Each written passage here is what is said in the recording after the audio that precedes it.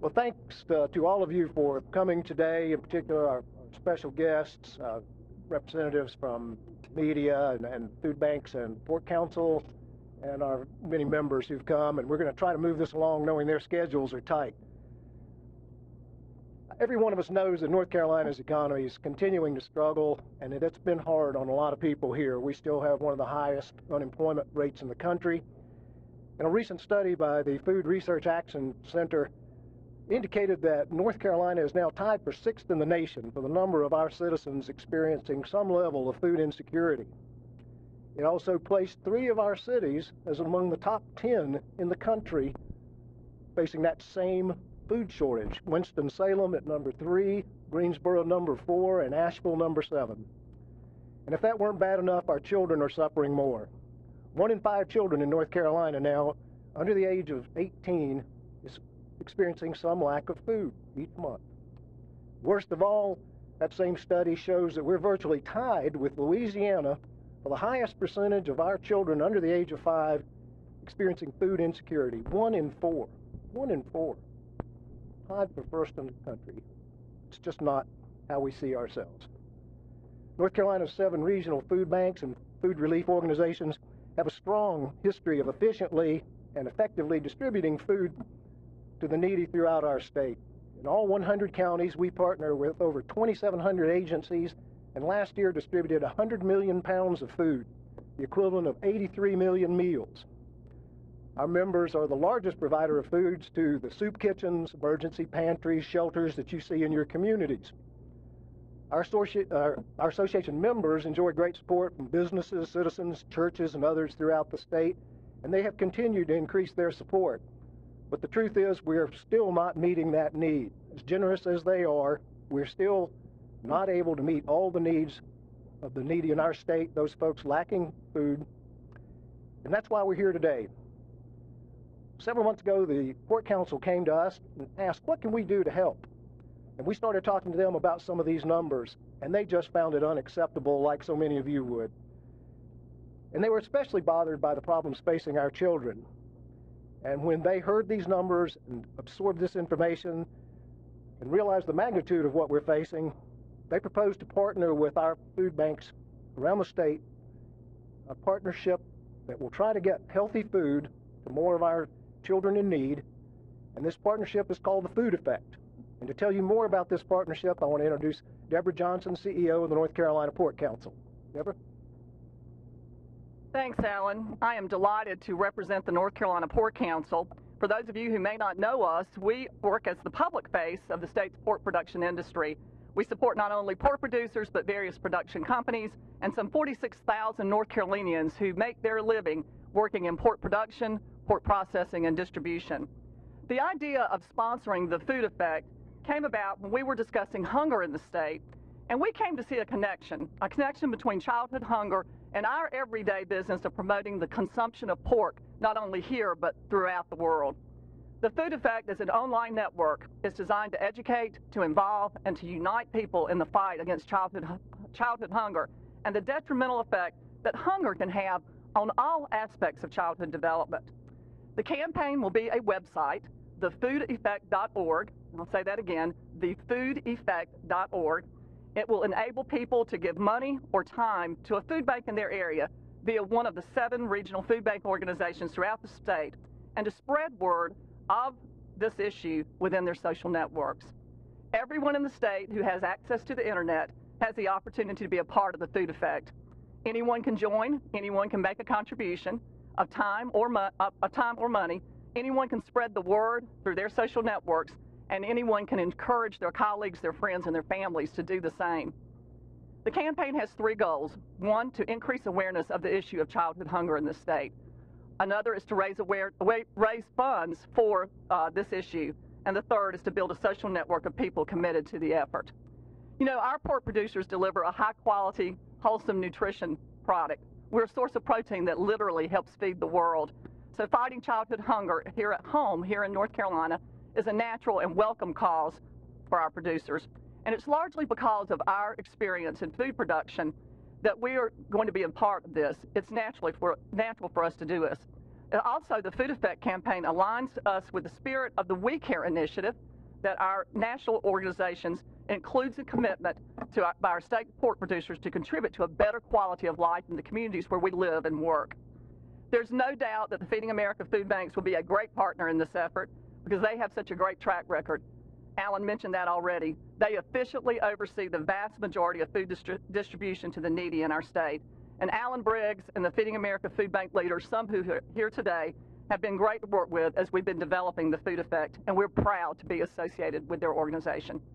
Fighting childhood hunger is an effort we can all get behind here in North Carolina, and that is evidenced today partly by the presence and support of some of our state's lawmakers. And I'm pleased now to introduce one of those lawmakers, a key leader, Speaker of the NC House of Representatives, Thom Tillis. Thank you, Mr. Speaker, for being here. Thank you. First off, I want to thank those of you who've been out there with the food banks. I know it's been tough. It's always been tough. I've actually worked with Second Harvest in the past in the Charlotte area. It was tough before we got into these economic times, and I know that you're having to do a lot of work, and it does not go unnoticed.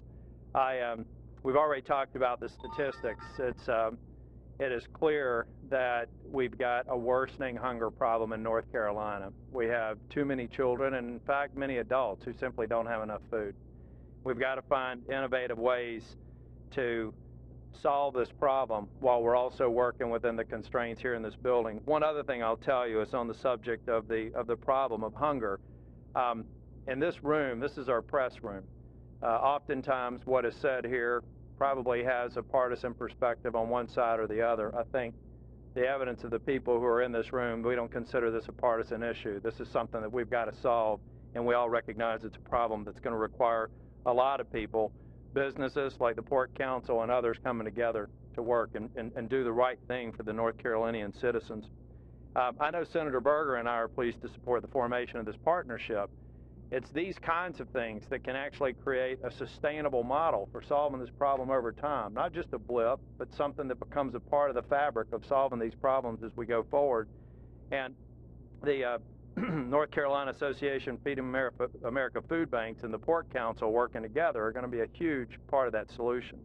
I also want to applaud the Pork Council. They've worked on a number of other areas, the 46,000 people that work in the industry that drive this economy, that are concerned and committed to helping you all do the right thing for the citizens is something that, well, I think it's a long time coming. We need to do more of it. Thank you for your leadership, and thank you for stepping out there and giving models for other people to follow. With that, I'd like to turn it over to Senator Berger for some comments. Thank you, Speaker Tillis.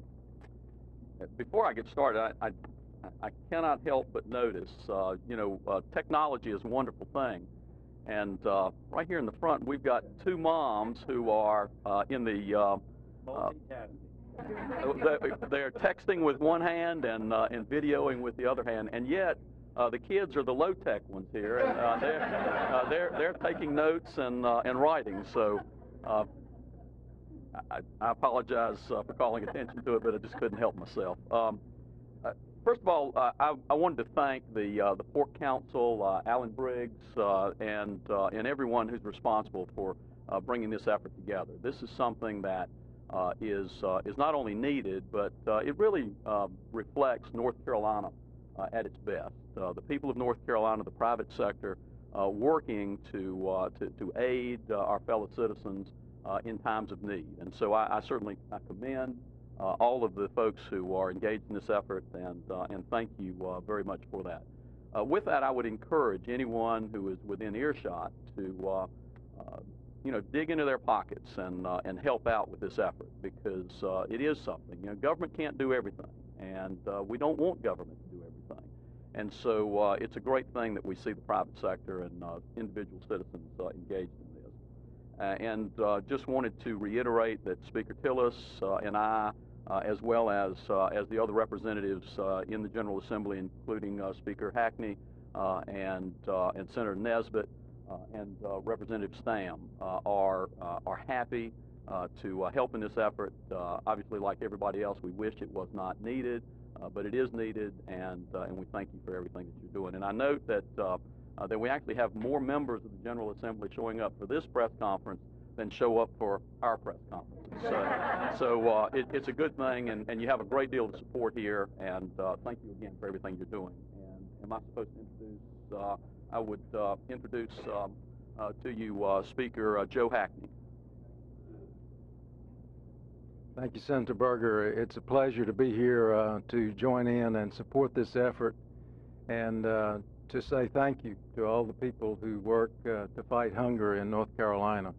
I'm very proud of the efforts to fight hunger in my home district, very extensive and hardworking food bank effort in my area. I'm proud of that, and I want to add my thanks to the Pork Council for coming forward and putting their substantial resources behind this effort.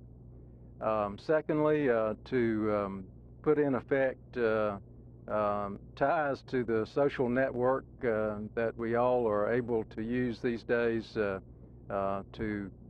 join in those networks in this effort is going to be a great success, I would predict, and will greatly expand the success of the food banks here in North Carolina. Thank you.